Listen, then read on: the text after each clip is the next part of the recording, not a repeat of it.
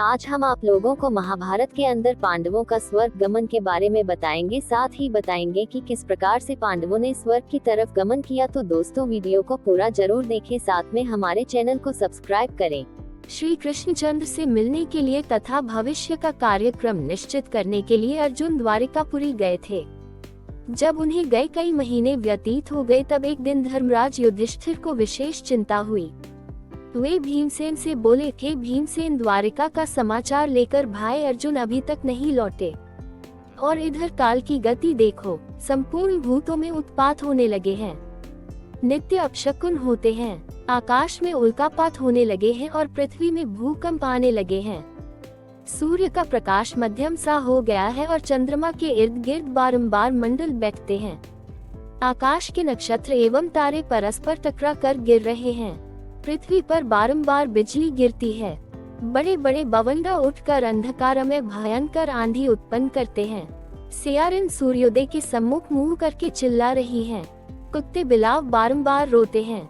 गधे, उल्लू, कौवे और कबूतर रात को कठोर शब्द करते हैं।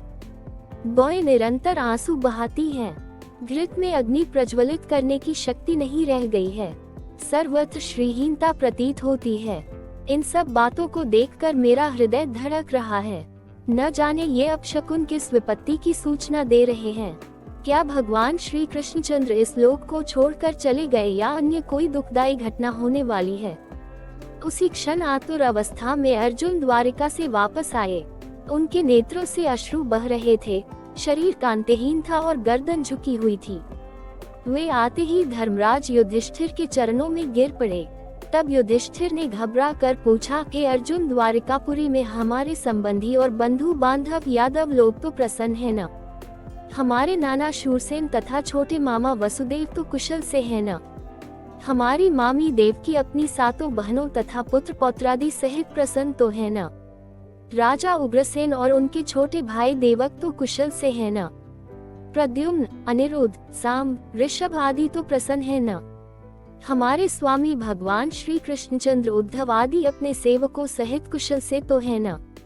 वे अपनी सुधर्मा सभा में नित्य आते हैं न? सत्यभामा, रुक्मिणी, जामवंती आदि उनकी 16 सहस्त्र 108 पटरानियां तो नित्य धन की सेवा में लीन रहती है न? हे भाई अर्जुन, तुम्हारी कांति क्षीण क्यों हो रही है और तुम श्रीहीन क्यों हो रहे हो? धर्मराज युधिष्ठिर के प्रश्नों के बौछार से अर्जुन और भी व्याकुल एवं शोकाकुल हो गए। उनका रंग फीका पड़ गया। नेत्रों से अविरल अश्रुधारा बहने लगी। हिचकियां बढ़ गईं। रुधिर कंठ से उन्होंने कहा, हे भ्राता, हमारे प्रियतम भगवान श्री कृष्णचंद्र ने हमें ठग लिया। वे हमें त्याग कर इस लोक से चले गए। जिनकी कृपा से मेरे परम पराक्रम के सामने देवता भी सिर नहीं उठाते थे, मेरे उस परम पराक्रम को भी वे अपने साथ ले गए। प्राणहीन मुर्दे जैसी गति हो गई मेरी। मैं द्वारिका से भगवान श्री कृष्णचंद्र की पत्नियों को हस्तिनापुर ला रहा था, किंतु मार्ग में थोड़े से भीलों ने मुझे एक निर्बल की भांति परास्त कर दिया। मैं उन अबलाओं की रक्षा नहीं कर सका। मेरी वही भुजाएं हैं, वही रथ है, वही घोड़े हैं, वही गांडीव धनुष है और वही बाण है जिनसे मैंने बड़े बड़े महारथियों के सिर बात की बात में उड़ा दिए थे। जिस अर्जुन ने कभी अपने जीवन में शत्रुओं से मुंह की नहीं खाई थी, वही अर्जुन आज कायरों की भांति भीलों से पराजित हो गया। उनकी संपूर्ण पत्नियों तथा धन आदि को भील लोग लूट ले गए और मैं निहत्थी की भांति खड़ा देखता रह गया। उन भगवान श्री कृष्णचंद्र के बिना मेरी संपूर्ण शक्ति क्षीण हो गई है। आपने जो द्वारिका में जिन यादवों की कुशल पूछी है, वे समस्त यादव ब्राह्मणों के श्राप से दुर्बुद्धि अवस्था को प्राप्त हो गए थे और वे अति मदिरा पान करके परस्पर एक दूसरे को मारते मारते मृत्यु को प्राप्त हो गए। ये सब उन्हीं भगवान श्री कृष्णचंद्र की लीला है।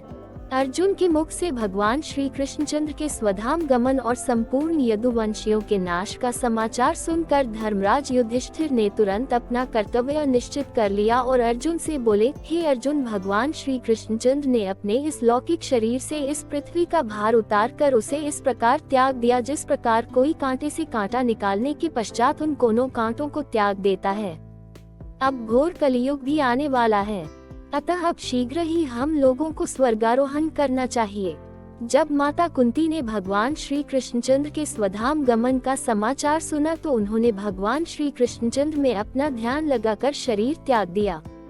धर्मराज युधिष्ठिर ने अपने महापराक्रमी पौत्र परीक्षित को संपूर्ण जम्बूद्वीप का राज्य देकर हस्तिनापुर में उसका राज्याभिषेक किया और शूरसेन देश का राजा बनाकर मथुरापुरी में अनिरुद्ध के पुत्र बज्र का राज तिलक किया। तत्पश्चात परमज्ञानी युधिष्ठिर ने प्रजापति यज्ञ किया और भगवान श्री कृष्णचंद्र में लीन होकर संन्यास ले लिया। उन्होंने मान, अपमान, अहंकार तथा मोह को त्याग दिया और मन तथा वाणी को वश में कर लिया। संपूर्ण विश्व उन्हें ब्रह्म रूप दृष्टिगोचर होने लगा। उन्होंने अपने केश खोल दिए, राजसी वस्त्राभूषण त्याग कर चीर वस्त्र धारण करके और अन्न जल का परित्याग करके मौन व्रत धारण कर लिया। इतना करने के बाद बिना किसी की ओर दृष्टि किए घर से बाहर उत्तर दिशा की ओर चल दिए। राजा संसार की अनित्यता का विचार करके द्रौपदी तथा भाइयों को साथ ले हिमालय की तरफ महाप्रस्थान के पथ पर अग्रसर हुए। उस महापथ में क्रमश द्रौपदी, सहदेव, नकुल, अर्जुन और भीमसेन एक एक करके गिर पड़े। इससे राजा शोकमग्न हो गए। तदनंतर वे इंद्र के द्वारा लाए हुए रथ पर आरूढ़ हो दिव्य रूपधारी भाइयों सहित स्वर्ग को चले गए। वहां उन्होंने दुर्योधन आदि सभी धृतराष्ट्र पुत्रों को देखा। तदनंतर उन पर कृपा करने के लिए अपने धाम से पधारे हुए भगवान वासुदेव का भी दर्शन किया। इससे उन्हें बड़ी प्रसन्नता हुई। यह मैंने तुम्हें महाभारत का प्रसंग सुनाया है। जो इसका पाठ करेगा वह स्वर्गलोक में सम्मानित होगा। तो दोस्तों, कैसा लगा आपको हमारा वीडियो? आशा करते हैं सभी को पसंद आया होगा। अगर पसंद आया तो हमारे वीडियो को लाइक करें, शेयर करें, साथ ही चैनल को सब्सक्राइब जरूर करें।